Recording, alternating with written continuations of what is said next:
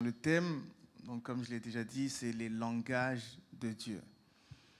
On va lire la parole, comme ça on va rentrer directement dans le vif du sujet. Quelqu'un peut prendre sa Bible dans Job chapitre 33. Job chapitre 33 et le verset 14. Job 33, verset 14. Je crois qu'il y a un micro pas loin. Job 33, 14.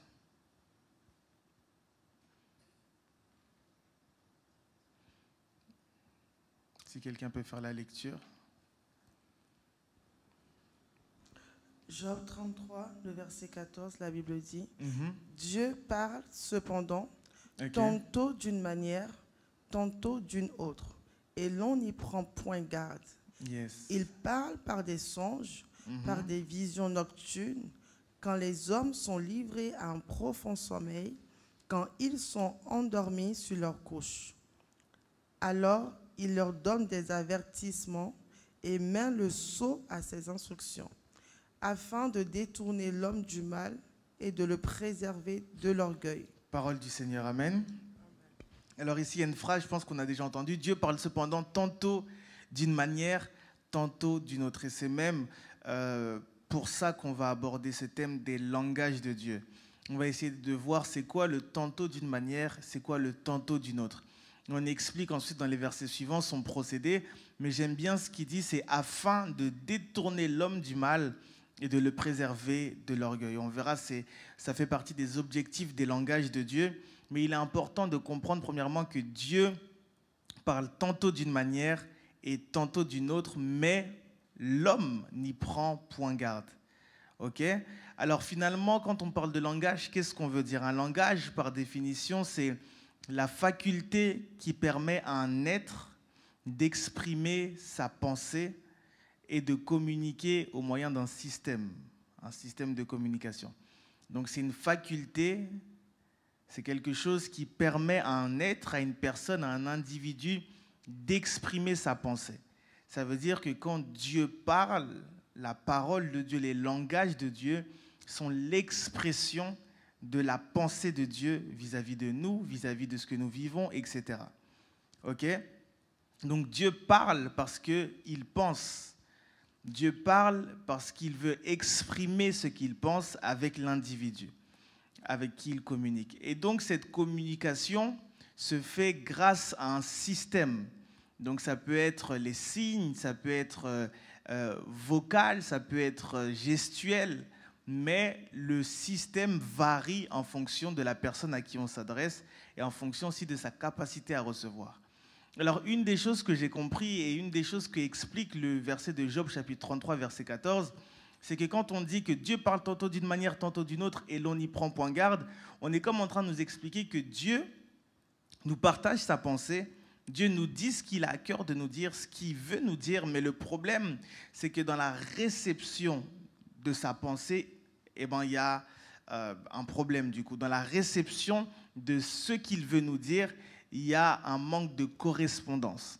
Ça veut dire que lui envoie le signal en tant qu'un émetteur, mais nous, en tant que récepteurs, nous passons à côté du signal. Nous prenons point garde au signal et c'est à cause de ça qu'on passe à côté de la pensée de Dieu.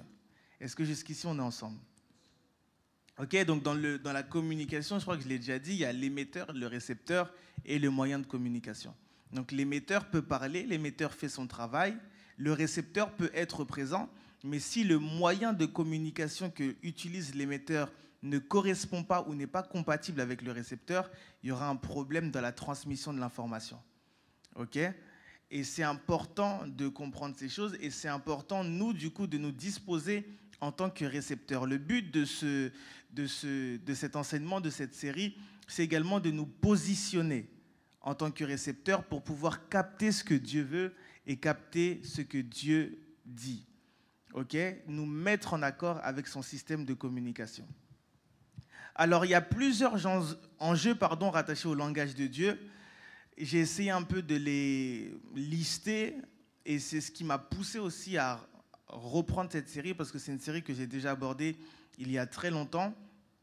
Mais on est dans une génération, si on regarde bien, où on peut voir, on peut entendre des gens qui peuvent clamer haut et fort, moi, Dieu m'a parlé, moi, Dieu m'a mis à cœur, moi, Dieu m'a montré, moi, Dieu m'a dit.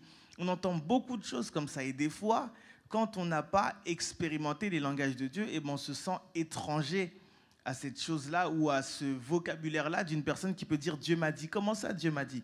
Et on voit des gens autour de nous qui peuvent dire Dieu m'a dit. Ou peut-être vous venez à l'église et vous voyez que le prédicateur qui dit Dieu m'a dit, le Saint-Esprit m'a dit, le Saint-Esprit m'a mis à cœur. Et des fois on peut se dire mais ok, on comprend que Dieu parle, mais comment ça se passe pour que moi aussi un jour je puisse dire Dieu m'a dit et Dieu m'a mis à cœur? C'est ça en fait les enjeux. On voit des gens qui sont là à dire oui, moi j'ai vu ou moi j'ai entendu, etc. Et on se dit ah, ok, mais moi quand Dieu me parle, il me parle juste dans mon cœur. Qu'est-ce que ça veut dire? Est-ce que ça veut dire que lui il a une dimension plus élevée? Est-ce que ça veut dire que c'est mon langage? Est-ce que ça veut dire que j'ai accès à ces choses? C'est toutes ces questions-là qu'on se pose et même que cette génération se pose.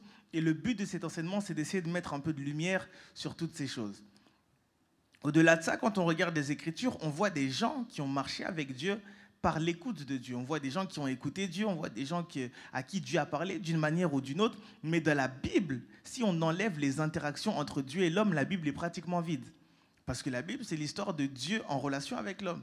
Quand même la Bible dit au commencement, Dieu créa les cieux et la terre, quand on dit au commencement, ce n'est pas le commencement de toute chose. C'est le commencement de l'histoire entre Dieu et l'homme. Okay? Donc la Bible, c'est vraiment l'histoire entre Dieu et l'homme, la création qu'il a fait à son image. Et si on enlève les dialogues, c'est compliqué. Si j'ai essayé de compter, mais c'est impossible. Si tu commences à compter toutes les fois il y a écrit Dieu dit ou l'Éternel dit, je ne sais même pas il y a combien de fois j'ai essayé de chercher sur Google, mais personne n'a trouvé. Mais on voit dans la Bible un Dieu qui parle. On voit dans la Bible un Dieu qui parle et des hommes aussi qui arrivent à écouter Dieu.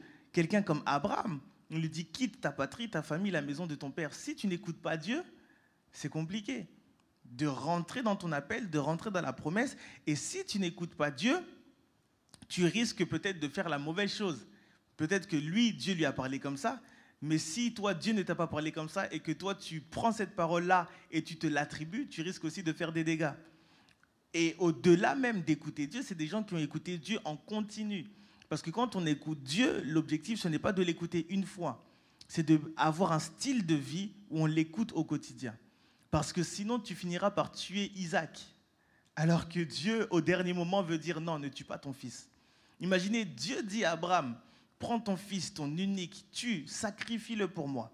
Donc Abraham commence, il va à la montagne. Au moment où il prend le couteau pour tuer Isaac, Dieu lui parle encore. Imaginez qu'il avait perdu la connexion entre-temps.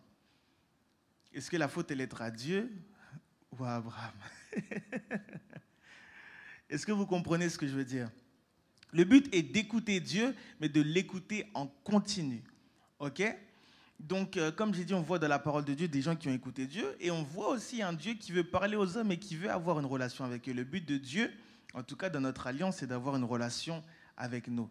Donc, on doit être capable d'écouter sa voix. Lui-même a dit, mes brebis entendent ma voix et elles me suivent. Ok?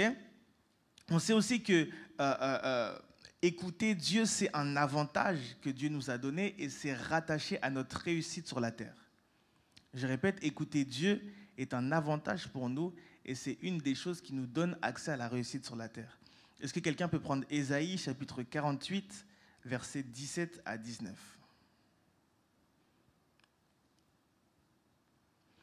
Ésaïe 48, versets 17 à 19. Donc voilà. Ceux qui sont en live, vous pouvez partager également le direct à vos frères et sœurs. Donc, Ésaïe, chapitre 48, versets 17 à 19, si quelqu'un peut lire. Amen. Amen. Ainsi parle l'Éternel, ton Rédempteur, le Saint d'Israël. Moi, l'Éternel, ton Dieu, je t'instruis pour ton bien, je te conduis dans la voie que tu dois suivre. Ok, je t'instruis pour ton bien et je te conduis dans la voie que tu dois suivre. Ok? Oh, si tu étais attentif à mes commandements, ton bien-être serait comme un fleuve et ton bonheur comme le flot de la mer. Regardez comment Dieu parle. Il s'exclame, il dit, oh, si tu écoutais, si tu étais capable de capter mes langages, il dit quoi, ton bonheur, c'est ça? Oui.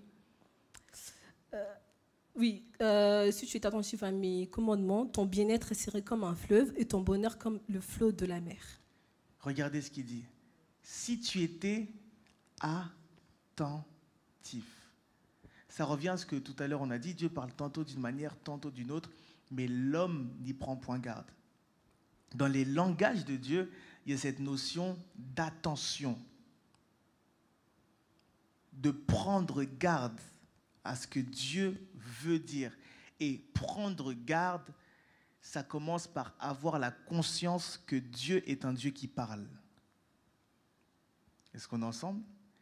N'oubliez pas cette première vérité, Dieu est un Dieu qui parle, est un Dieu qui parle vraiment, et c'est un Dieu qui veut te parler à toi personnellement. Quand Dieu veut échanger avec toi, il ne veut pas toujours passer par des personnes interposées. Il faut avoir cette conscience-là que Dieu est un Dieu qui parle et Dieu est un Dieu qui peut te parler à toi. Parce que si tu n'as pas cette conscience-là que Dieu peut te parler et veut te parler, tu baisses ta garde, tu baisses ton attention. Et quand tu baisses ton attention, peu importe les signaux qu'il envoie, tu vas passer à côté. Il faut avoir cette conscience-là. J'aimerais, c'est simple, mais ça commence par là. Il faut avoir cette vérité-là que Dieu parle vraiment et que Dieu veut te parler. Lui-même, il a dit, « Oh, si tu étais attentif à mes commandements. » Ça veut dire qu'il pleure, il regrette, il voit que finalement, il y a un peuple qui est devant moi. Je veux son bonheur, je veux que ce peuple réussisse, mais ce peuple n'est pas attentif. Est-ce que vous me suivez?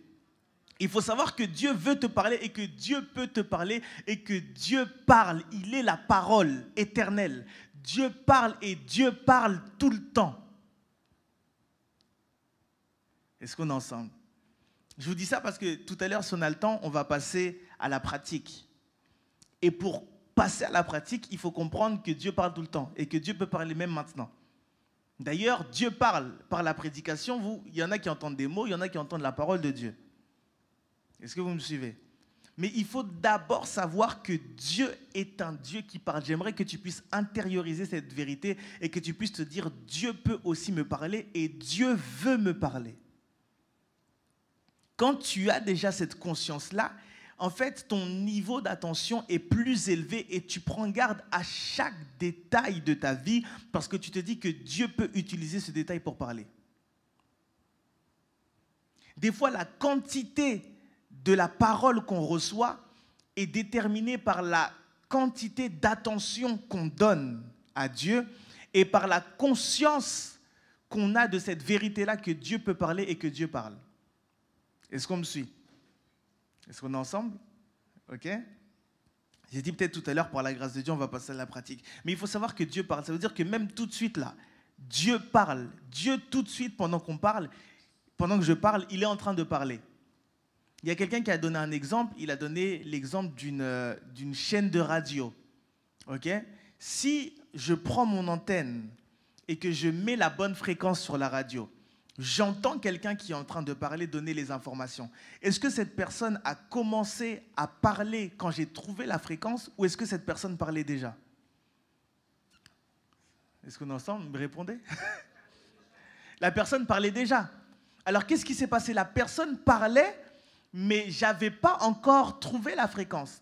Quand je trouve la fréquence, j'ai accès à ce que la personne est en train de dire. Mais si je ne trouve pas la fréquence, ça n'empêche pas la personne de parler. Ça m'empêche à moi d'écouter. Et Dieu a une fréquence. Et si tu sais te connecter à cette fréquence, tu peux avoir accès à la voix de Dieu et à la parole de Dieu à tout moment. Est-ce qu'on est ensemble? Très important de comprendre ça. C'est pour ça qu'on peut m'appeler à 2 h du matin pour une urgence. Je sors de mon sommeil. On me dit, il y a ça. Je peux prier. Et si je me dispose et je me dis que Dieu peut parler, eh ben Dieu aussi, j'ouvre mon esprit et que je me mets sur la fréquence, eh ben Dieu peut aussi parler et donner des directives. Ce n'est pas une question forcément des fois de forme ou autre, etc. Il y a des détails qu'on va voir. Mais la première chose, c'est déjà la conscience qu'il parle, qu'il veut parler et qu'il parle tout le temps. Dans notre alliance à nous, dans notre dispensation où il y a cette dimension de communion avec le Saint-Esprit, où le Saint-Esprit est à l'intérieur de nous, on a accès à la voix de Dieu. Est-ce qu'on est ensemble? J'aimerais d'abord que ce soit une vérité que vous ayez dans votre tête. Que Dieu parle. Il est sur une fréquence. Pendant qu'on est là, il y a tellement... En fait, le truc, c'est que la fréquence de Dieu, c'est la fréquence de l'omniscience. Donc, c'est un monde.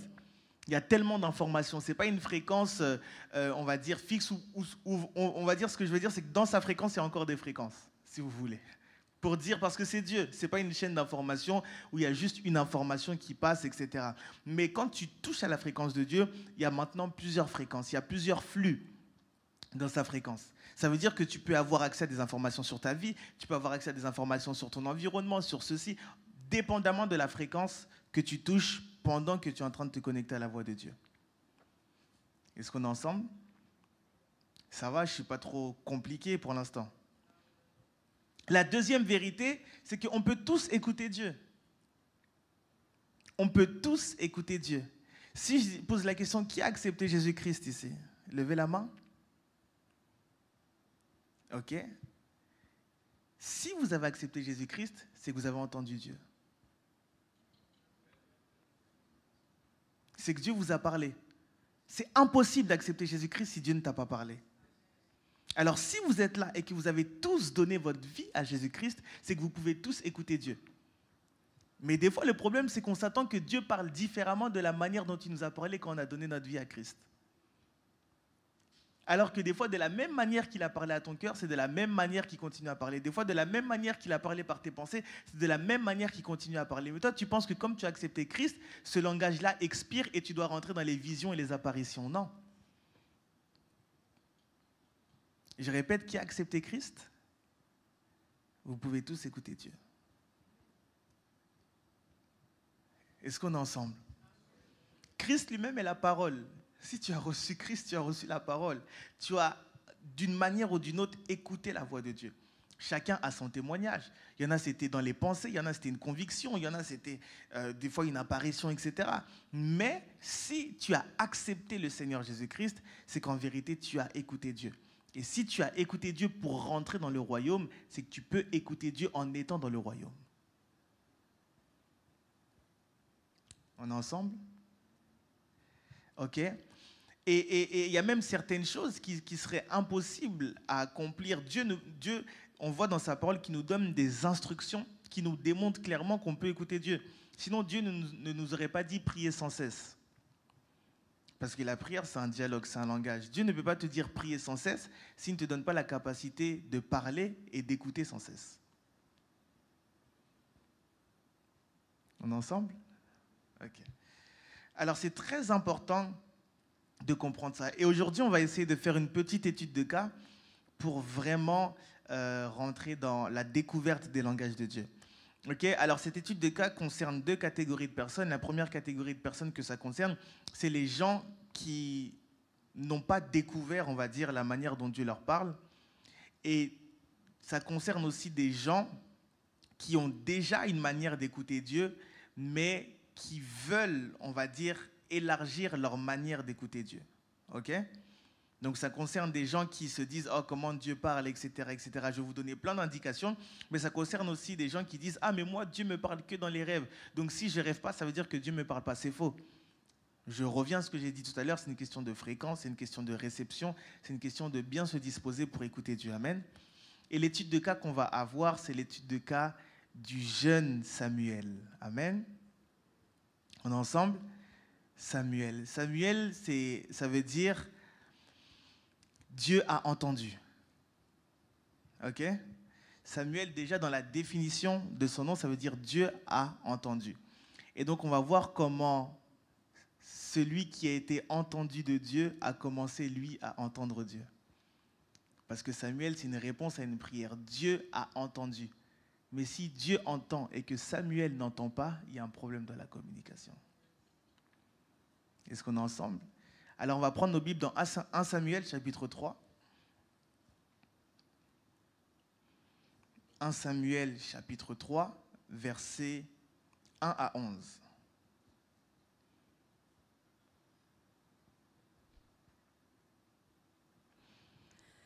Quand vous y êtes, vous me dites. Tu veux faire la lecture, bien sûr? Vas-y, fais la lecture. 1 Samuel, chapitre 3, versets 1 à 11. Le jeune Samuel était au service de l'Éternel devant Élie. La parole de l'Éternel était rare en ces temps-là. La parole de l'Éternel était rare en ce temps. Donc je vais vous expliquer comment Samuel a su écouter Dieu quand la parole était rare.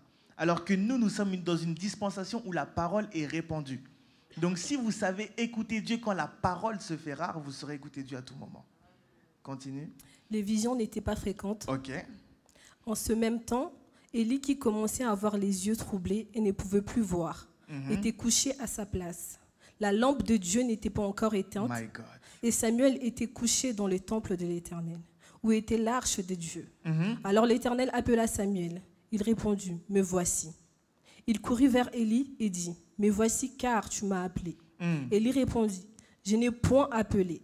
Retourne te coucher. » Et il alla se coucher. L'Éternel appela de nouveau Samuel. Et Samuel se leva, alla vers Élie et dit, « Me voici car tu m'as appelé. » Élie répondit, « Je n'étais point appelé, mon fils. Retourne te coucher. » Samuel ne connaissait pas encore l'Éternel. Et la parole de l'Éternel ne lui avait pas encore été révélée. L'Éternel appela de nouveau Samuel pour la 3e fois. Et Samuel se leva, alla vers Élie et dit, « Me voici car tu m'as appelé. » Élie comprit que c'était l'Éternel qui appelait l'enfant. Et il dit à Samuel, « Va, couche-toi, et si l'on t'appelle, tu diras, parle, Éternel, car ton serviteur écoute. » Et Samuel alla se coucher à sa place. L'Éternel vint et se présenta. Il appela comme les autres fois, « Samuel, Samuel. » Et Samuel répondit, « Parle, car ton serviteur écoute. » Amen. Amen. Est-ce qu'on est ensemble? Alors, on va essayer de faire vraiment une étude de cas. On va aller verset par verset et on va voir les points qui ont permis à Samuel d'écouter Dieu. La première chose qu'on dit, c'est que le jeune Samuel était au service de l'Éternel. Amen. Donc, Samuel, en question, servait Dieu. Et là, j'aimerais directement dire une vérité. Il y a une différence entre servir Dieu et écouter Dieu. Ce n'est pas parce que tu sers Dieu que tu écoutes Dieu. Ok? Et j'aimerais même aller plus loin. Ce n'est pas parce que tu sers Dieu, même en tant que prophète, que tu écoutes Dieu. Tu peux dispenser la parole de Dieu dans le cadre de ton service, mais ne pas l'écouter pour ton quotidien et tes propres décisions. C'est comme ça qu'on a des gens, on se dit, mais comment ça se fait que cette personne parle de la part de Dieu, mais cette personne est bloquée dans sa vie ou fait des mauvais choix? Parce que cette personne sert l'Éternel, mais sans vivre une vie de langage de Dieu au quotidien. Est-ce que vous me suivez? Servir ici, même moi qui me tiens ici, si je n'applique pas les principes rattachés à l'écoute de la voix de Dieu et au discernement de ses langages, je peux vous communiquer peut-être sa pensée dans le cadre du service, mais moi-même chercher Dieu et tâtonner dans tous les autres domaines de ma vie. Et tout à l'heure, on a vu comment Dieu s'est exclamé, il a dit, « Oh, si seulement tu étais attentif à mes commandements, ton bonheur serait comme un fleuve, etc., etc. » Donc ici, il y a une différence. Samuel servait l'Éternel, mais Samuel n'avait pas eu accès encore à la voix de Dieu. Est-ce qu'ici, on est ensemble? Et comme j'ai dit tout à l'heure, la Bible dit, la parole de l'Éternel était rare en ce temps. Donc c'est dans un contexte difficile, on voit que la parole de Dieu, comme j'ai dit, n'était pas répandue comme dans notre dispensation. Et les visions n'étaient pas fréquentes, parce que les visions étaient aussi un moyen par lequel Dieu communiquait beaucoup à l'époque. Est-ce qu'on est ensemble? Alors ensuite on nous dit quoi? En ce même temps, Élie, qui commençait à avoir les yeux troubles et ne pouvait plus voir, était couché à sa place. Donc ici on a un jeune Samuel, et on a un sacrificateur Élie, ce n'est pas le prophète Élie, mais là c'est un autre Élie, c'est le sacrificateur Élie qui lui commence à avoir les yeux troubles et ne pouvait plus voir. Alors ici il a les yeux troubles et il ne peut plus voir, premièrement à cause de sa vieillesse, parce qu'il était âgé, mais c'est également une image prophétique qui montrait qu'il était en train de perdre en visibilité. Pourquoi il était en train de perdre en visibilité? En fait, une personne perd en visibilité ou en réception des langages de Dieu quand elle perd en sensibilité. Je vais essayer d'expliquer quelque chose. La dernière fois, je crois que j'en ai parlé un peu, mais là, je vais aller un peu plus dans la profondeur. On peut prendre un aveugle, et l'aveugle peut avoir les yeux ouverts comme ça. Mais ne pas voir. Pourquoi? Parce que les nerfs rattachés à la vue ne fonctionnent pas. Parce que son sens de la vue ne fonctionne pas, mais ses yeux sont ouverts. Ok? On peut prendre quelqu'un qui est sourd. Quelqu'un qui est sourd, ce n'est pas forcément quelqu'un qui n'a pas d'oreille, mais c'est quelqu'un dont l'ouïe ne fonctionne pas. C'est quelqu'un dont les sens rattachés à l'écoute ne fonctionnent pas. Donc quelqu'un qui perd en sensibilité peut avoir les organes pour recevoir, mais ne pas recevoir parce que les sens ne fonctionnent plus comme avant. Des fois, quand on prie Dieu et qu'on dit des choses et qu'on est dans le domaine de l'écoute de Dieu, des fois on a tendance à dire « Seigneur, donne-moi mes yeux spirituels, donne-moi des yeux spirituels ou ouvre mes yeux spirituels ». Ce n'est pas forcément des fois une question d'avoir des yeux spirituels parce qu'on en a tous.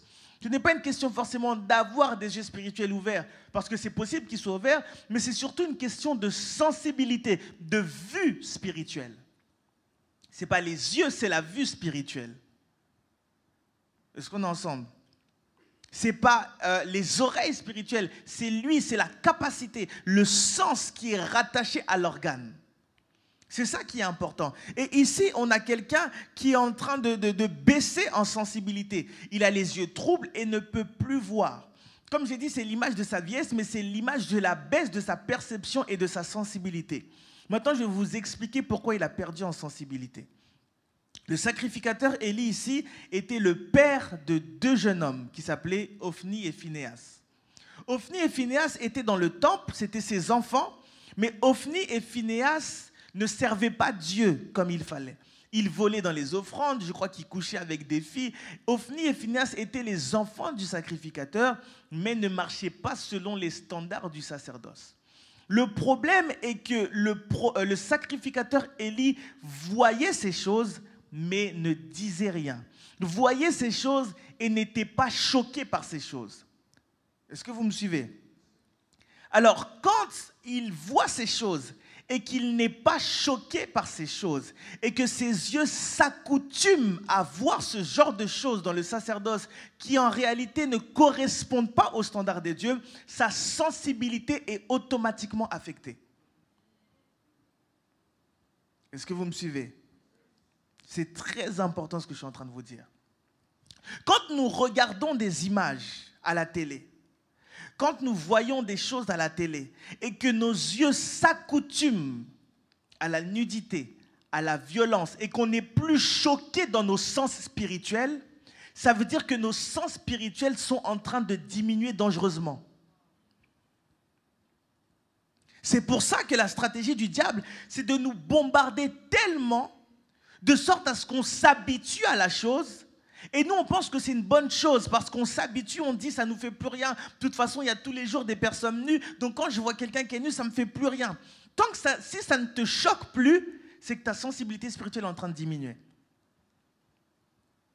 Et ici, en fait, sa sensibilité spirituelle diminuait. Pourquoi? Parce qu'il s'est accoutumé à quelque chose qui n'était pas en accord avec les standards de Dieu. Si tu t'habitues et que la musique, par exemple la musique du monde, ne te fait rien, quand je dis ne te fait rien, ce n'est pas que tu es anesthésié positivement, mais c'est que tu écoutes, mais tu es habitué à ça, c'est que ton nuit spirituelle est menacée. Est-ce que vous me suivez? Est-ce qu'on est ensemble? Ok? C'est important. Des fois, il y a des gens, vous allez voir, il y a certaines scènes, ils ne peuvent pas voir ça.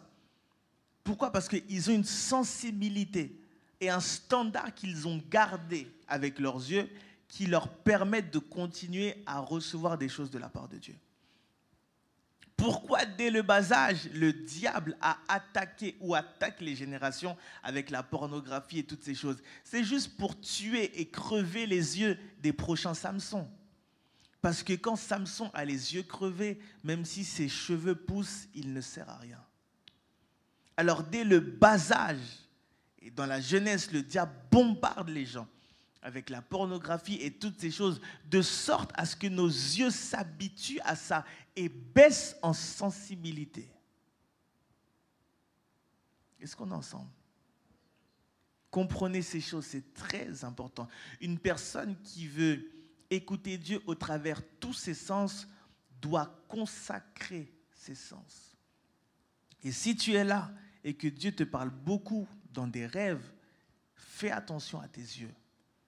Fais attention à ce que tu regardes avant de dormir et toutes ces choses-là. C'est très, très, très important. Si toi, tu sais, tu as identifié que Dieu te parle par les oreilles, fais attention à ce que tu écoutes. Si tu t'habitues aux moqueries, aux critiques, et que tes oreilles, ta sensibilité ne réagit plus par rapport à la gravité des choses, eh ben, tu manqueras la sensibilité d'écouter la voix de Dieu. Est-ce qu'on est ensemble? Et il avait perdu, il ne pouvait plus voir, les amis. Pourquoi sa sensibilité a baissé? Parce qu'il s'était accoutumé. Il voyait ses fils faire, mais ses yeux spirituels ne réagissaient plus. Il s'est accoutumé à ça. Alors que Jésus, un jour, arrive dans le temple. Il voit des gens en train de vendre, de faire n'importe quoi. Il s'énerve.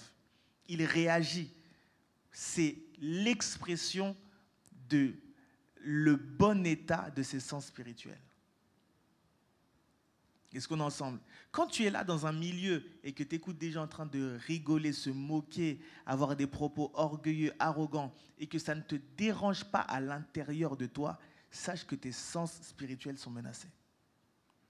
Si ça ne te dérange pas à l'intérieur, sache que tes sens spirituels sont menacés. Si tu es là à la télé et que tu peux voir des scènes bizarres et tu te dis, bon, ça ne me fait rien, etc. et tout, nanana, si tu ne peux voir ces choses-là face à face sans que ça te fasse quelque chose, sache que tes sens spirituels sont menacés. Est-ce qu'on est ensemble? Et donc, on nous dit que, voilà, Élie commençait à avoir les yeux troubles et on dit que la lampe de Dieu n'était pas encore éteinte. Ok, donc il y a plusieurs significations. Quand on dit la lampe de Dieu n'était pas encore éteinte, c'est que la scène se passe au courant de la nuit, en fait. La scène se passe la nuit, mais c'est la lampe de Dieu, bien sûr, c'est la signification prophétique du Saint-Esprit et de l'esprit de révélation. Ok, c'est le Saint-Esprit, mais dans sa dimension d'esprit de révélation, la lampe de Dieu. Et nous sommes dans une dispensation où le Saint-Esprit habite en nous. Nous sommes dans une dispensation où la lampe de Dieu est à l'intérieur de nous. Mais c'est à nous de ne pas éteindre le Saint-Esprit. La Bible dit, n'éteignez pas le Saint-Esprit. Et quand on parle de n'éteignez pas le Saint-Esprit, vous allez voir, on va dire examiner les prophéties, etc., etc. Parce qu'il y a deux dimensions avec le Saint-Esprit. La première dimension, c'est n'attristez pas le Saint-Esprit. Quand on dit n'attristez pas le Saint-Esprit, c'est par rapport au caractère et par rapport aux fruits de l'Esprit. Mais quand on dit n'éteignez pas le Saint-Esprit, c'est par rapport aux dons et à la manifestation du Saint-Esprit. Est-ce qu'on est ensemble? Donc il y avait la lampe de Dieu qui n'était pas éteinte. Et la Bible dit Samuel était couché dans le temple de l'Éternel où était l'arche de Dieu. C'est là où les choses commencent. Samuel était couché dans le temple de l'Éternel où était l'arche de Dieu. La première chose qu'on nous dit, c'est que Samuel était couché. J'aimerais ici parler de sa posture. Quand on parle de quelqu'un qui est couché, on parle de quelqu'un qui est en position de calme et de repos. Une des choses qui facilite l'écoute et la réception des langages de Dieu, c'est notre posture intérieure. Il y en a beaucoup qui n'arrivent pas à capter les langages de Dieu parce qu'ils sont agités. Je ne parle pas d'une agitation extérieure. Bien sûr que ça joue, si tu es tout le temps agité, c'est compliqué. Mais je parle d'une agitation intérieure. Ici, Samuel était couché, était en position de calme et de repos. Et il y en a beaucoup qui veulent entendre Dieu, mais qui sont tellement en train de bouillonner dans leur cœur. Ce sera très difficile. Est-ce qu'on est ensemble? Si tu prends une radio et que tu bouges l'antenne toutes les 2 secondes, le signal va être instable. Il faut que tu positionnes l'antenne dans une position et que cette position reste, et que c'est cette position qui est stable qui te permet de recevoir la bonne fréquence. Samuel était couché. La première chose, c'est sa posture, être en position de repos et de calme. L'un des grands challenges de l'écoute de Dieu, c'est le fait qu'on est agité quand on veut écouter Dieu. Vous allez remarquer, des fois on prie, comme je ne sais plus quand je l'avais dit, tu peux prier pendant 1 heure, mais pendant 40 minutes, tu t'es battu juste à canaliser toutes les voix qui étaient dans ta tête. Tu penses à ça, tu penses à ça, tu penses à l'école, tu penses au travail, tu penses à ce que l'autre t'a dit, tu penses à comment tu aurais pu répondre. Tu fermes les yeux, tu te retrouves de je sais pas où en train de faire je sais pas quoi. Il y a toutes ces voix, toutes ces fréquences qui viennent t'assaillir. Comment tu veux écouter Dieu? Si tu veux écouter Dieu, apprends à être calme, apprends à être en paix avec toi-même. Avant de dire Seigneur, parle-moi, dis Seigneur, donne-moi ta paix. Est-ce qu'on est ensemble? Si on fait le test, fermez vos yeux. Vous allez voir, il y en a, ils vont commencer à voir des images. Ça va être difficile. Si je te dis ferme tes yeux, tu vas commencer à penser. Il y a une pensée qui est venue par la droite, une autre par derrière, une autre par la gauche. Samuel était couché, Samuel était calme, en position de repos. Tu veux écouter Dieu? Sois calme. Tu veux écouter Dieu? Ne sois pas... Travaille. C'est pour ça qu'on dit que avant même de travailler dans les dons du Saint-Esprit, de toutes ces choses, le fruit de l'esprit, la douceur, la tempérance, toutes ces choses-là, ça peut aider. Je peux marcher, je peux bouger, je peux être en train de parler, etc. Mais si à l'intérieur, je suis calme, je suis disposé pour écouter Dieu. OK? Je ne dis pas que quand il faut écouter Dieu, il y a quelqu'un qui vient vous voir ou il y a quelqu'un qui est à côté de vous et vous êtes obligé de dire non, je dois aller en retraite, fermer tout, être vraiment pour écouter Dieu. Non. Je parle de travailler à l'intérieur de vous. Même quand Jésus dit, quand vous voulez prier, rentrez dans votre chambre, fermez la porte, il ne parle pas forcément d'une porte physique, il parle d'une disposition spirituelle qu'on a. Est-ce que vous me suivez? Alors, est-ce que tu es en position de repos ces derniers temps ou est-ce que tu es agité? Et des fois, on s'inquiète tellement pour la chose pour laquelle on prie qu'on a du mal à écouter Dieu. C'est pour ça qu'il dit, faites connaître vos besoins à l'Éternel, etc. Et l'Éternel, lui, vous donnera la paix. Il faut d'abord avoir cette paix pour l'écouter. Tu dis, Seigneur, qu'est-ce que tu dis pour ceci? Qu'est-ce que tu dis pour mon mariage? Qu'est-ce que tu dis pour ma saison? Mais tu es tellement en train de stresser, tu as peur déjà. Tu es en stress, et tu repenses à ce que l'autre t'a dit, etc. Tu dis, Seigneur, non, qu'est-ce que je vais faire? Toi-même, calme-toi. Sinon, ça va être difficile d'écouter Dieu. Calme-toi, sois stable. En fait, tu es comme ça spirituellement. Tu es en train de trembler, tu es comme ça. C'est pour ça que des fois, il y a certaines personnes, par exemple, pourquoi le prophète Élisée a dit « Amenez-moi un joueur de harpe » ? Pourquoi le prophète Élisée a dit « Amenez-moi un joueur de harpe » ? Parce qu'il était agité. Il était agité, il a vu un roi qu'il n'aimait pas, ça l'a mis en colère. Il a dit, si ce n'était pas le roi Josaphat, je ne t'aurais même pas adressé la parole. Donc son âme est déjà en train de bouillonner, son âme est comme ça. Il dit, appelez-moi un joueur de harpe. Pourquoi? Parce que la musique, quand tu joues une musique et que tu joues une musique de manière continue, ça crée une ligne sur laquelle ton âme peut commencer à se calquer jusqu'à se calmer. C'est pour ça que des fois, on a besoin d'instru. Il y en a qui ont besoin d'instru pour prier, etc. Parce que l'instru, c'est une ligne droite. Et vous allez remarquer avec moi que si l'instru, il y a trop de breaks, de passages ou de choses comme ça, ça casse votre flow. Il faut une même mélodie qui va tout droit pour que votre âme commence à se calquer dessus jusqu'à capter la fréquence et être calme. Et c'est ce qui s'est passé avec le prophète Élisée. Il était agité, il voulait écouter Dieu. Il avait les aptitudes et les capacités prophétiques pour le faire, mais le problème, c'est qu'il était agité. Tu veux écouter Dieu? Sois calme. Sois calme. Dis à ton voisin, sois calme. À l'intérieur, sois calme. Je ne demande pas de prendre une position en mode yoga, tout ça, prêtre, laisse-moi écouter Dieu. Non, sois calme. Ça veut dire que je peux vous regarder, mais si à l'intérieur je suis calme, je peux télécharger la pensée de Dieu. Samuel était couché en position de calme. N'oubliez jamais ça. Seigneur, tu dis quoi pour cette personne? Regarde, elle m'a parlé comme ça, etc. Si tu es blessé dans ton cœur, s'il y a l'offense dans ton cœur, si quelqu'un t'a mis en colère ou autre, ça va être difficile d'écouter Dieu. Pardonne cette personne. Pardonne cette personne. Si tu es triste, demande au Seigneur de te communiquer sa joie. Mais sinon, ça va être difficile d'écouter Dieu. Et généralement, quand les gens sont tristes ou etc., en fait, c'est les sentiments qu'ils finissent par écouter. Tu dors, tu fais un rêve, tu penses que c'est Dieu, c'est pas Dieu.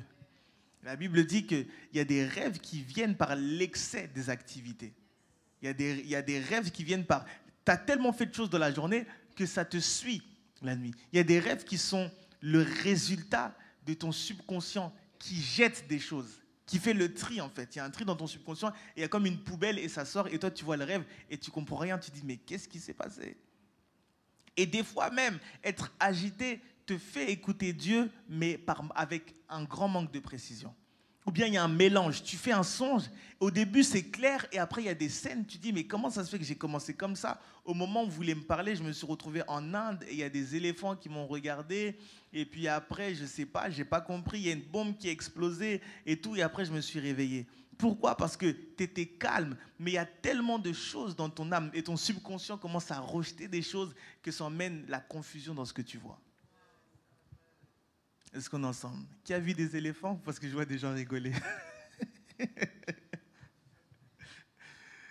Oh my God. C'est pour ça que c'est important de veiller sur vous et de veiller sur votre paix, les amis. Ne vous laissez pas troubler par tout et n'importe quoi. C'est pas on te dit quelque chose, tu es vexé, tu restes vexé, tu dis non, je m'endurcis, etc. Comment tu vas écouter Dieu? Sois calme. Est-ce qu'on est ensemble? Deuxième chose, son environnement. Il était couché, où ça? Dans le temple de l'Éternel. Où était l'arche de Dieu? Donc la première chose, c'est la posture. Et deuxième chose qui a favorisé son écoute des langages de Dieu, c'est son environnement. Il était dans un endroit qui favorisait l'écoute de Dieu. C'est vrai que si Dieu veut commencer à parler, il commencera toujours à parler où il y a sa présence concentrée. C'est si vraiment il n'y a personne dans sa présence qui va chercher des gens qui sont en dehors de sa présence. Mais Dieu, quand il cherche d'abord à parler, il parle d'abord aux gens qui se retrouvent dans sa présence. C'est bizarre, il dit à Moïse, il dit « J'ai écouté les cris de mon peuple, voilà pourquoi je t'envoie ». Moïse lui-même n'est même pas en Égypte, mais il répond à Moïse par rapport aux cris de l'Égypte. Pourquoi? Parce qu'en Égypte, personne n'était dans la présence de Dieu. Mais Moïse, lui, était avec le buisson ardent. Donc quand Dieu veut parler et libérer quelque chose sur la terre, il le libère d'abord à ceux qui sont dans sa présence. Maintenant, quand il y a une carence de personnes dans sa présence, il cherche des personnes qui sont influentes et qui vont ramener les gens qui ont l'habitude d'être dans la présence de Dieu. Est-ce qu'on est ensemble? Il était dans un environnement qui favorise l'écoute de la parole de Dieu. Il y a des environnements, il y a des choses qu'on fait qui favorisent l'écoute. La lecture de la Bible, tout simple. La lecture de la Bible favorise. S'il y a un moment où Dieu peut te parler, vraiment, c'est quand tu lis ta Bible. Je ne sais pas s'il y a un moyen plus facile. Je ne sais pas. Des fois, tu peux juste regarder le verset du jour, mais ça sonne différemment, ça te frappe d'une certaine manière.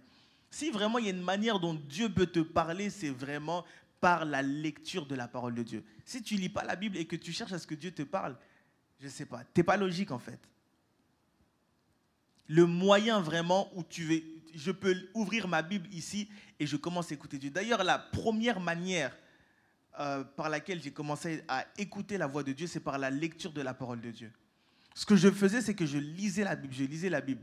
Et je pouvais être face à une personne et la personne me parle de sa vie. Et quand la personne me parle de sa vie, ce dont elle me parle, le Saint-Esprit me connecte à un passage de la Bible. Il ne me connecte pas à une vision, quelque chose. Il me connecte à un passage de la Bible. Par exemple, une personne qui vit des situations difficiles, etc. Le Saint-Esprit me connecte à Joseph. Quand le Saint-Esprit me connecte à Joseph, je comprends, par le fait qu'il m'a connecté à Joseph, que cette personne vit quelque chose qui est rattaché à une partie de l'histoire de Joseph.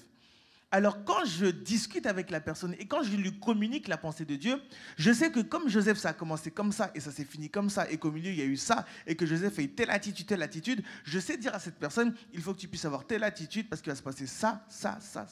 Et les choses arrivent. Pourquoi? Pas forcément parce que j'ai eu une vision autre, mais parce que par les Écritures, Dieu a fait jaillir sa parole. Est-ce qu'on est d'accord? Donc les Écritures sont un moyen que Dieu utilise pour faire jaillir sa parole. Les Écritures ne sont pas la parole, mais la parole vient des Écritures. La parole, c'est les écrits plus le souffle. Est-ce qu'on est ensemble? Suivez bien. La parole, c'est les Écritures plus le souffle. C'est les Écritures plus le Saint-Esprit. C'est ça qui crée la parole. Ce sont les lettres plus le souffle. C'est-à-dire que si je te donne des syllabes et je te dis de parler, mais que tu n'as pas de souffle, rien ne va sortir. Donc c'est les lettres plus le souffle, c'est ça la parole. Donc c'est un moyen qui te permet d'écouter Dieu.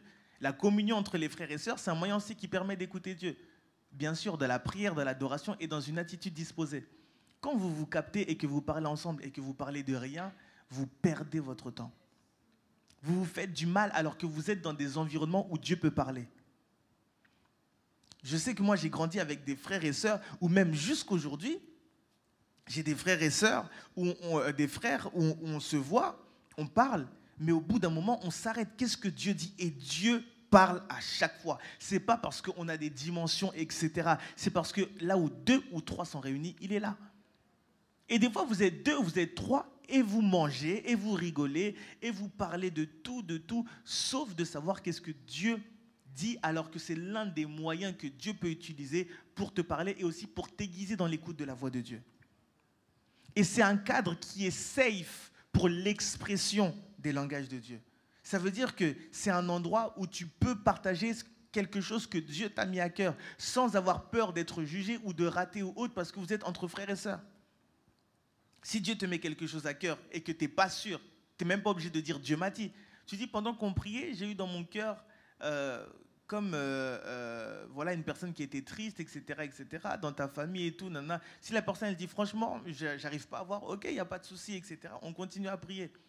Mais si tu veux tester ça dehors, avec des gens qui ne croient pas en Dieu, ils vont te ramasser, ils vont dire mais qu'est-ce que tu racontes? Là, il faut être sûr. Mais où est-ce que tu apprends? Où est-ce que tu t'aiguises? C'est dans la communion entre les frères et sœurs, mais dans la prière. Même tout à l'heure, quand je vous faisais prier 2 à 2, s'il y a un moment où il faut écouter Dieu, c'est là. Et c'est même plus facile, parce que quand tu pries pour quelqu'un, tu ouvres ton esprit pour écouter Dieu par rapport à cette personne. Mais si vous ne priez pas les uns pour les autres, on fait comment? Est-ce que vous me suivez? Des fois, tu peux être là, tu pries, Seigneur, je prie pour cette personne, je prie que tu puisses lui faire grâce, etc. Et d'un coup, tu sens que tu dois prier pour ses études. Qui t'a dit? Tu sens, tu suis le virage que l'Esprit te donne. Tu commences à prier pour ses études alors qu'elle ne t'a pas demandé de prier pour ça. Il prie que tu puisses la fortifier dans ses études, etc., etc. Est-ce qu'on est ensemble? J'essaye de rester dans les Écritures parce que plus je parle, plus mon esprit s'ouvre, mais je vois trop de choses en même temps. On va aller petit à petit. Donc les temps de prière et de jeûne, ce sont des environnements qui favorisent l'écoute de Dieu, les temps d'adoration, de louange, ça, ce sont des atmosphères qui favorisent l'écoute de Dieu. Et bien sûr, les prédications et les enseignements, ce sont des manières par lesquelles Dieu parle. OK? Donc, il était couché, la Bible dit, dans le temple de l'Éternel, où était l'arche de Dieu.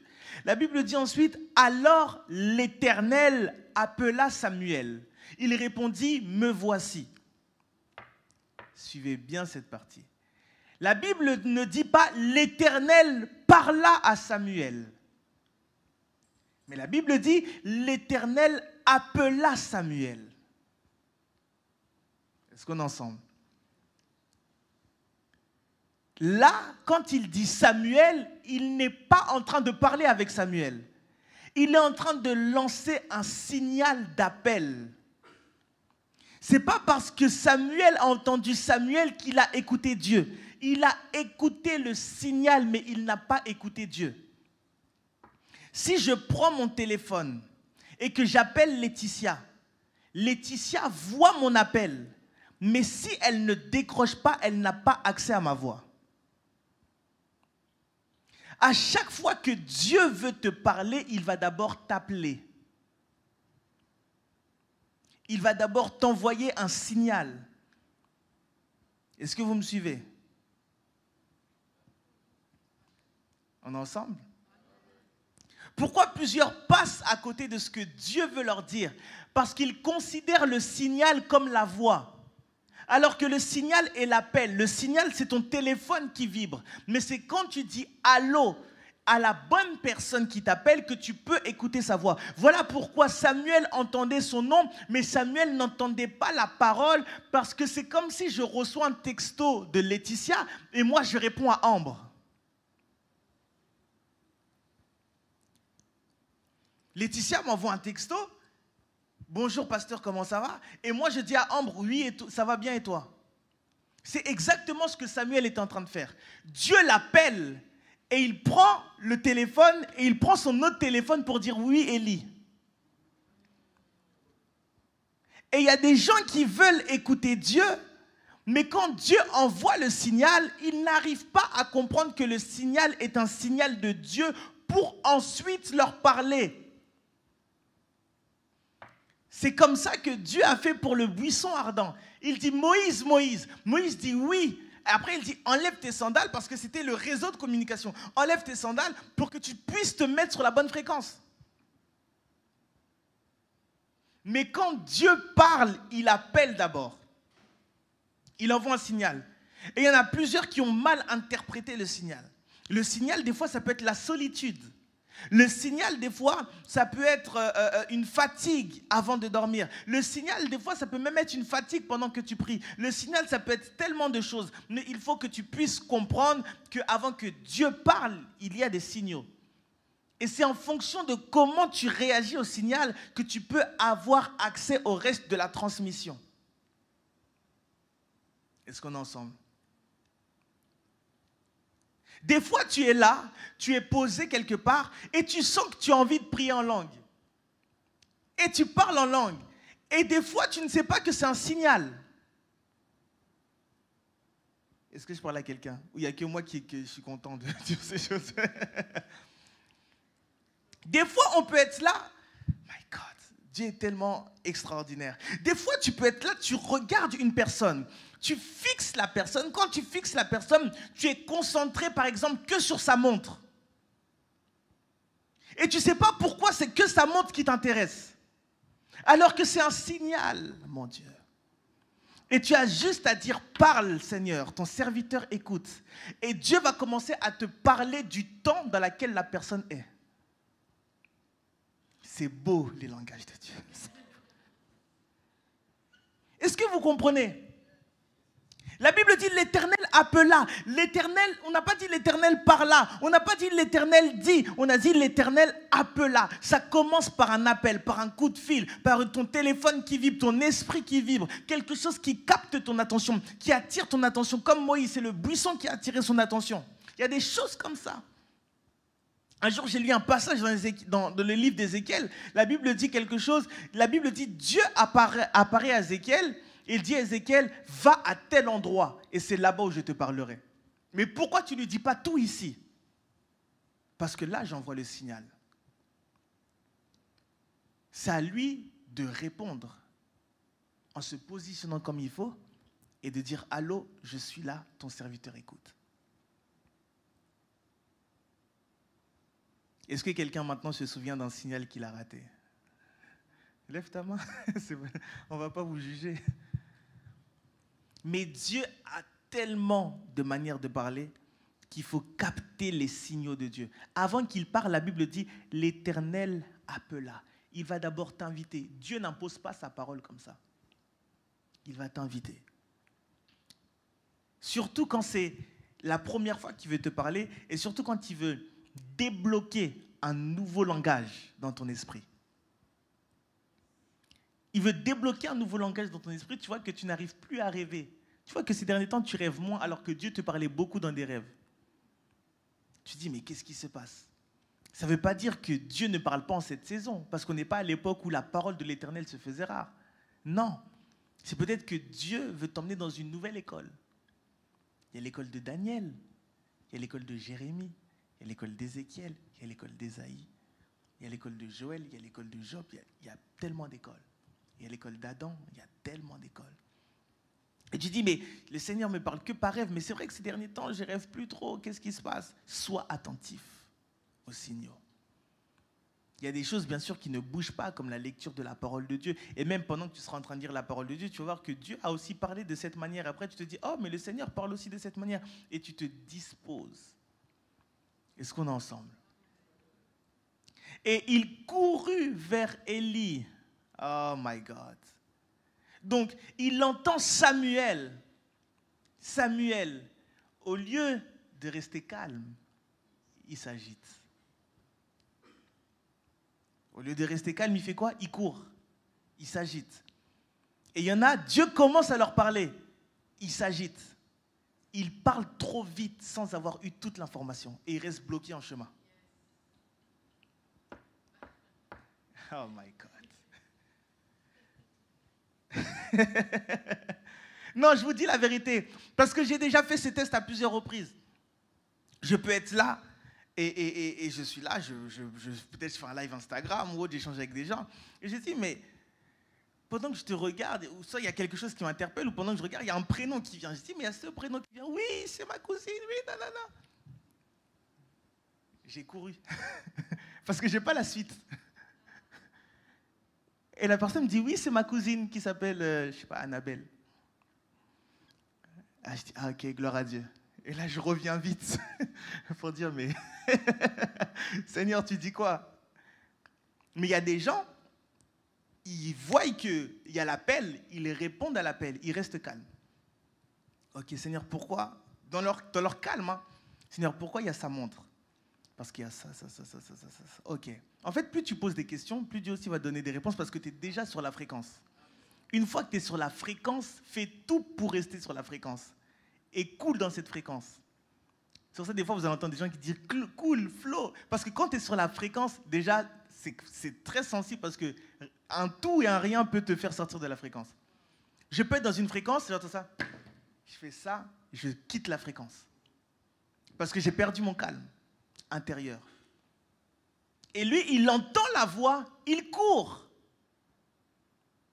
Sans chercher à comprendre, il court. C'est vrai, c'est normal. Il est jeune, il est au service d'Élie. Donc ça montre sa diligence, ça montre son respect qu'il a vis-à-vis de son mentor, de son père spirituel. On lui dit quelque chose, on l'appelle, il vient en courant.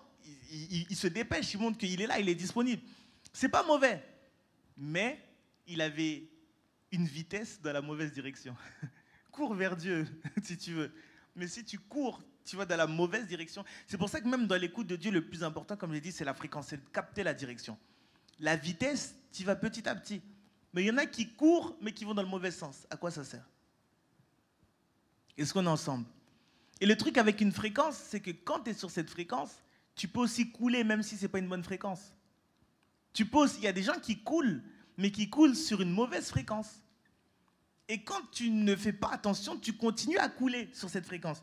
Ça peut être la fréquence d'un esprit impur, mais ça peut être aussi la fréquence de ton imagination. Ah oui. Tu commences à couler vraiment et ça continue. Ça continue parce que ton imagination est en train de travailler. Et toi-même, tu commences à dire, ah, tu commences à t'exciter tout seul. Est-ce qu'on est ensemble? Non, parce que tu peux couler aussi dans la fréquence de l'imagination. Je vous dis la vérité.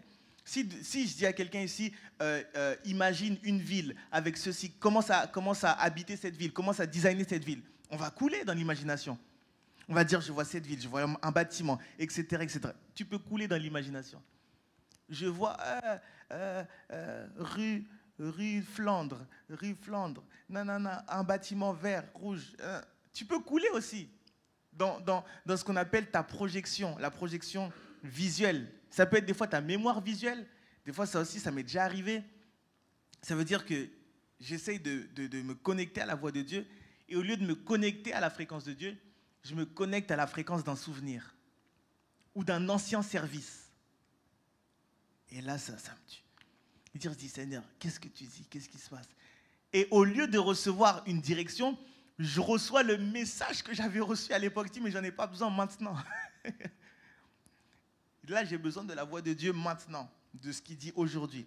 OK? Donc, il est en train de courir. Il court, il perd sa position de repos. Et donc, imaginez un peu, Samuel, Dieu dit Samuel, Samuel, il court. Même comment Dieu a le temps de lui dire Samuel, c'est pas ici, c'est pas là-bas, c'est ici. Il a déjà couru, il s'est déjà échappé. Est-ce que vous me suivez? Des fois, tu reçois quelque chose, tu l'attrapes, tu cours avec. Tu ne l'as même pas sondé, tu n'as même pas eu le temps d'attendre pour éprouver dans ton calme intérieur. Il court. Comment Dieu peut lui dire non, Samuel, c'est ici, c'est moi qui t'appelle. Il ne peut même pas lui dire ça parce que dès qu'on l'appelle, il court. Il court et il court vers Élie. Et ça, j'aimerais faire une parenthèse. Il court vers Élie. Donc, s'il court vers Élie, c'est que le Samuel qu'il a entendu, la voix ressemblait à la voix d'Élie. Ça veut dire que l'un des moyens aussi par lesquels Dieu peut te parler, c'est par la voix d'une autorité spirituelle. Est-ce qu'on est ensemble? Une autorité spirituelle peut être un canal que Dieu utilise pour te guider et t'orienter. Et ensuite, Élie va lui dire, c'est pas moi qui t'ai appelé, retourne te coucher, etc. Et lui, il retourne se coucher, sans se poser des questions, sans se dire, mais qu'est-ce qui m'est arrivé? On dit, va te coucher, il va se coucher. Comme s'il n'avait rien entendu, comme si... Et des fois, c'est le manque de questionnement aussi qui nous empêche de recevoir les langages de Dieu.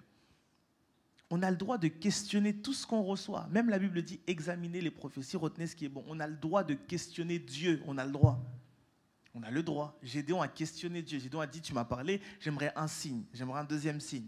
On a le droit de questionner Dieu. Il retourna se coucher sans se poser des questions. Et ensuite, il y a un passage intéressant qui dit, Samuel ne connaissait pas encore l'Éternel. Et la parole de l'Éternel ne lui avait pas encore été révélée. Et si on comprend aussi l'une des raisons pour lesquelles il n'a pas su s'approprier la voix de Dieu, c'est parce qu'il n'avait pas une connaissance profonde de qui était Dieu. La croissance dans la connaissance de Dieu et dans la connaissance de ses voix pour communiquer sa voix ouvre notre esprit davantage pour réceptionner ses langages. Est-ce qu'on est ensemble? En fait, plus tu connais Dieu, et plus, par exemple, tu sais qu'il peut parler comme ça, comme ça, comme ça, comme ça, comme ça, comme ça et comme ça, et plus, en fait, tu peux te disposer et tu peux ouvrir ton esprit de sorte à recevoir davantage. Et le problème, c'est que si tu dis que non, Dieu parle que comme ça, eh ben, il y a beaucoup de choses que tu vas rater parce que tu as mis Dieu dans une boîte. Tu as mis Dieu dans une manière de parler seule et unique. Et même quand les autres personnes vont te dire que j'ai écouté Dieu comme ça, tu ne vas pas croire. Parce que pour toi, Dieu parle comme ça, comme ça, comme ça. C'est que tu ne connais pas encore Dieu. Dieu est multiple. Il y a multiplicité d'opérations dans la manière dont Dieu opère. Dans Ésaïe chapitre 55, versets 8 à 9, la Bible dit « Car mes pensées ne sont pas vos pensées, et vos voix ne sont pas mes voix, dit l'Éternel. Autant les cieux sont élevés au-dessus de la terre, autant mes voix sont élevées au-dessus de vos voix et mes pensées au-dessus de vos pensées. » Donc quand tu ne connais pas Dieu, quand tu n'arrives pas à grandir dans la connaissance des voix de Dieu, de la connaissance de la pensée de Dieu, tu auras du mal à savoir quand il parle. Parce que ses voix sont élevées au-dessus de nos voix. Ses pensées sont élevées au-dessus de nos pensées. Et tu vas dire, mais non, mais Dieu ne peut pas parler comme ça. Dieu peut te parler au travers même d'un sans-abri, d'un SDF. Dieu peut te parler au travers d'un enfant. Dieu peut te parler au travers d'un animal. Dieu peut te parler juste en observant une scène. Dieu peut te parler. Mais si tu te dis que non, Dieu n'est pas capable ou tu n'as pas grandi dans la connaissance de Dieu et dans la connaissance de ses moyens qu'il utilise, ça va être compliqué pour toi de pouvoir l'écouter. Est-ce qu'on est ensemble ? D'où l'importance de lire la parole et de voir comment Dieu travaille. J'aimerais juste vous emmener dans une école qui est des fois beaucoup négligée, mais que j'aime bien, c'est l'école de Jérémie. On va aller dans Jérémie chapitre 1, versets 11 à 14. L'école de Jérémie. Si quelqu'un peut lire, Jérémie chapitre 1, versets 11 à 14. C'est l'école de Jérémie, le prophète.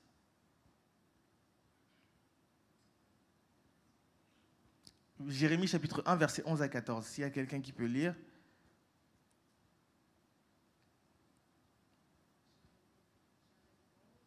Jérémie 1, versets 11 à 14. Jérémie 1, le verset 11 à 14, la Bible dit « La parole de l'Éternel me fut adressée en ces mots. Que vois-tu, Jérémie ?» Je répondis « Je vois une branche d'amandier. Et l'Éternel me dit « Tu as bien vu, car je veille sur ma parole pour l'exécuter. » La parole de l'Éternel me fut adressée une seconde fois en ces mots. « Que vois-tu ?» Je répondis « Je vois une chaudière bouillante du côté du septentrion. » Et l'Éternel me dit « C'est du septentrion que la calamité se répandra sur tous les habitants du pays. » Parole du Seigneur. Ici, c'est quelque chose de simple. J'appelle ça l'école de Jérémie. Jérémie, on l'appelle, on dit tu es prophète des nations, etc. Et là, on voit comment Dieu forme Jérémie dans le prophétique. Il fait quelque chose de très simple. Il lui dit, que vois-tu? Jérémie voit une branche d'amandier.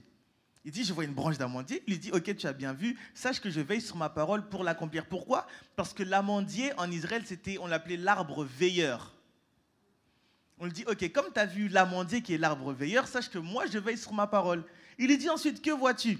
Il dit, là, je vois une chaudière qui est penchée vers le septentrion, je ne sais plus si c'est la gauche, la droite, le nord, je crois que c'est le nord, qui est penchée dans une certaine direction. Il dit, de la même manière que cette bassine-là est penchée dans cette direction, je m'apprête à répandre un jugement dans cette direction. Des fois, c'est simple. Ça, c'est l'école de Jérémie. Ça veut dire que c'est l'école des yeux ouverts. Ça veut dire, tu vois les chaussures de quelqu'un, Dieu te dit, que vois-tu? Tu dis, je vois ses baskets, ses lacets sont défaits. Tu dis que ces lacets sont des faits. Ok, de la même manière que ces lacets sont des faits, les chaussures qui représentent le zèle de l'évangile, le fait que ces lacets soient des faits, c'est une preuve que son zèle a besoin... Tes lacets ne sont pas des faits, hein. C'est une preuve que son zèle est en train de se fatiguer, qu'elle a besoin de resserrer son zèle. Est-ce que c'est compliqué? Est-ce que vous comprenez un peu? Il y a différentes écoles. Des fois, tu dis, ouais, je veux l'école d'Ézéchiel. L'école d'Ézéchiel, c'est la main de l'Éternel me saisit par les cheveux et m'emmenant entre le ciel et la terre. Ça, ce ne sera pas tous les jours. Ça peut être tous les jours, gloire à Dieu. Mais il y a l'école de Jérémie, où Jérémie te dit, tu vois ce micro, qu'est-ce que Dieu dit? Que vois-tu? Je vois un micro. Ok. Sache que de la même manière que tu vois le micro, je décide dans cette saison d'amplifier ta voix dans les nations. Clac. Est-ce qu'il y a de la magie? Personne n'a dit amen pourtant. Mais est-ce que vous comprenez? Et quand on lit la parole et on voit comment Dieu parle, on voit que Daniel chapitre 9, la Bible dit « Je vis par les livres ». Daniel vit par les livres. C'est-à-dire que quand il lit, ses yeux de l'âme, ses yeux de la compréhension s'ouvrent et il comprend les temps et les saisons. Comment? Juste par la lecture de la parole. Il y en a, leur couloir, c'est il lit les Écritures et quand il lit le livre, il voit par le livre. Ça, c'est l'école de Daniel. Il y a l'école de manger le rouleau, c'est ça. Il y a plusieurs écoles en fait. Il y a l'école de l'atmosphère. Donc il faut qu'il y ait une atmosphère, il faut qu'on soit là, etc. Il y a plusieurs écoles. Mais quand tu maîtrises, quand tu as la connaissance de ces écoles, au moins tu sais te disposer pour recevoir un maximum de la voix de Dieu. Est-ce qu'on est ensemble? Et donc, on avait dit qu'il ne connaissait pas Dieu et la parole de l'Éternel ne lui avait pas encore été révélée. Ça veut dire qu'il n'avait pas eu la révélation. Quand on parle de la révélation, on parle d'une connaissance profonde des choses. Il n'avait pas d'expérience dans la voix de Dieu, dans les voix de Dieu et dans l'écoute de la voix de Dieu. Ok? Et ça montre quelque chose, c'est que quand Dieu commence à te parler par rapport à un couloir, dans un domaine précis, apprends à t'exercer au maximum dans l'écoute de ce nouveau couloir. Pourquoi? Parce que tu gagnes en expérience et tu deviens plus sharp, tu deviens plus précis dans ce que Dieu veut communiquer. On est ensemble? La précision dans le domaine de l'écoute de Dieu ne dépend pas du canal, mais dépend de comment tu as fait grandir le canal. Je répète, la précision dans l'écoute de Dieu ne dépend pas du canal utilisé, mais dépend de comment tu as grandi dans le canal dans lequel tu écoutes déjà Dieu. Est-ce qu'on est ensemble? On peut voir quelqu'un dire oui, ok, je vois ça. Et on se dit que le seul moyen d'avoir des informations avec précision, c'est par les yeux spirituels, alors que c'est faux. Quelqu'un peut entendre tellement précisément qu'il peut te donner davantage de détails qu'une personne qui voit. Ce n'est pas le canal, c'est comment tu grandis dans le canal. Ça veut dire que Dieu peut donner à quelqu'un le couloir de voir par les livres et il perfectionne, il s'aiguise tellement dans ça que tu as l'impression que ses yeux, ses oreilles, tous ses sens sont en train de fonctionner au maximum. Non, il a développé une expérience dans ces choses-là. Est-ce qu'on est d'accord? Donc d'où l'importance de chercher à savoir comment Dieu travaille, d'où l'importance de passer par le renouvellement de l'intelligence. Très important. Ok? La Bible dit, l'Éternel appela de nouveau Samuel pour la 3e fois. Et Samuel se leva, alla vers Élie et dit, me voici car tu m'as appelé. Donc c'est l'Éternel qui réappelle encore Samuel. Heureusement que Dieu est têtu. Et là, ça nous montre que Dieu veut davantage nous parler que nous voulons qu'il puisse nous parler. Dieu ne se fatigue pas de nous envoyer des signaux pour qu'on puisse l'écouter. Mais des fois, c'est nous prenons point garde à ces choses-là. On est ensemble? Et on dit pour la 3e fois, et on voit aussi quelque chose d'intéressant, c'est qu'il entend ça 3 fois, mais 3 fois, il se lève pour aller. Ça montre quand même sa disponibilité et ça montre quand même le temps qu'il est prêt à accorder pour répondre quand il entend la voix. Est-ce qu'on est ensemble? Parce que dans l'écoute de la voix de Dieu et dans le développement des langages de Dieu, il y a le temps qu'on accorde qui est important. Ta capacité à donner du temps à Dieu va avoir un impact sur comment tu peux l'écouter et aussi ça va lui donner l'espace pour qu'il puisse te communiquer ce qu'il a à te communiquer. Si bien sûr tu l'écoutes pendant 1 minute et que tu l'écoutes pendant 5 minutes, il a le temps de davantage donner des détails, de dire plus de choses. Mais la 3e fois, on l'appelle, et la 3e fois, il y va, entre guillemets, presque bêtement, quoi. Tu m'as appelé, je viens, tu m'as appelé, je viens, sans même se poser des questions. Et c'est son mentor, son père spirituel, qui reconnaît que ça là, 3 fois, il entend Samuel, sûrement c'est Dieu qui l'appelle. Lui, sa vue avait baissé. Donc Dieu ne pouvait plus lui parler à lui. Mais il connaissait les principes. Voilà pourquoi, quand une personne a déjà marché avec Dieu, cette personne-là peut avoir des principes qui peuvent te faire gagner du temps. Il aurait pu se dire, et des fois c'est ce que nous on se dit, non, nous on est les Samuel, les Élie, ils sont dépassés, ils sont corrompus. Ils ont des principes pour te faire gagner du temps. Et ça rend humble. Parce qu'il aurait pu faire ça toute la nuit. Samuel, il se lève, il vient, il dit non, c'est pas moi, non, c'est pas moi. Mais Élie a dit non, je connais, je sais. C'est vrai que mes yeux sont fermés. C'est vrai que ces derniers temps, la sensibilité, c'est pas trop ça. Mais au-delà de la sensibilité, il y a les principes qui sont là. Et la manière dont je vois les principes s'aligner, sûrement Dieu est en train de parler. Et quand il comprend que Dieu veut parler, c'est là où il va lui donner des instructions claires. Il va lui dire, va, couche-toi. La première chose qu'il lui dit, c'est quoi? Couche-toi, ça veut dire calme-toi. Ça revient sur ce que j'ai dit tout à l'heure. La première chose qu'il lui dit, c'est va, couche-toi, sois calme. Et si l'on t'appelle, tu diras, parle, Éternel, car ton serviteur écoute. Et Samuel alla se coucher à sa place. J'aimerais dire à quelqu'un cet après-midi, va, couche-toi. Calme-toi. Et quand tu reçois le signal, quand tu reçois la fréquence, ouvre ton cœur. Ouvrir son cœur, c'est parle, ton serviteur écoute. Quand il dit parle, il s'attend à ce que Dieu lui parle. Comme je dis, la première vérité tout à l'heure, c'est de croire que Dieu parle, que Dieu veut te parler et que Dieu parle tout le temps. Donc quand il dit parle, il développe sa conscience par rapport au fait que Dieu peut lui parler et que Dieu peut lui parler personnellement. Il dit parle, il ouvre son cœur. Ok? Il ouvre son cœur. C'est une forme de disposition. C'est comme si tu disais, Seigneur, me voici. Et il dit, ton serviteur écoute. Quand il dit ton serviteur écoute, c'est au-delà de la disposition. Quand il dit ton serviteur écoute, c'est l'espace qu'il donne à la voix de Dieu. Quand il dit ton serviteur écoute, ça veut dire sens-toi libre, sens-toi à l'aise. J'ai pas 5 minutes, j'ai pas 2 minutes, j'ai tout le temps que tu as. Est-ce que vous me suivez? Quand tu veux écouter Dieu, tu ne dis pas Seigneur, j'ai 2 minutes. Seigneur, j'ai 3 minutes. Tu dis Seigneur, parle, ton serviteur écoute. S'il veut parler tout de suite, il parle tout de suite. S'il veut parler dans 1 heure, il parle dans 1 heure. S'il veut parler dans 1 jour, il parle dans 1 jour. Mais toi, garde la même disposition. Parce qu'il parle tantôt d'une manière, tantôt d'une autre. Et des fois, on s'essouffle dans notre disposition à écouter Dieu. Tu peux dire, Seigneur, parle, ton serviteur écoute, mais il peut parler demain. Il peut parler dans 1 semaine. Mais toi, tu dois garder cet état d'esprit et ce cœur ouvert pour dire, parle. Mon cœur est ouvert, ton serviteur écoute, je te laisse l'espace qu'il faut afin que tu puisses t'exprimer. Est-ce qu'on est ensemble? Est-ce que quelqu'un peut acclamer le Seigneur?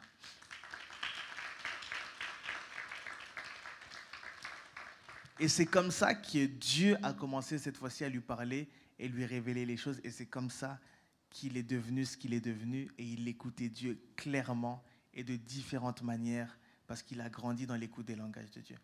Là, ici, on a l'exemple de quelqu'un qui ne savait pas comment écouter Dieu, mais qui, par des principes simples, s'est positionné. Comme j'ai dit, c'est valable pour des gens qui ne savent pas comment écouter Dieu, mais également qui veulent développer des nouvelles manières d'écouter Dieu. Amen.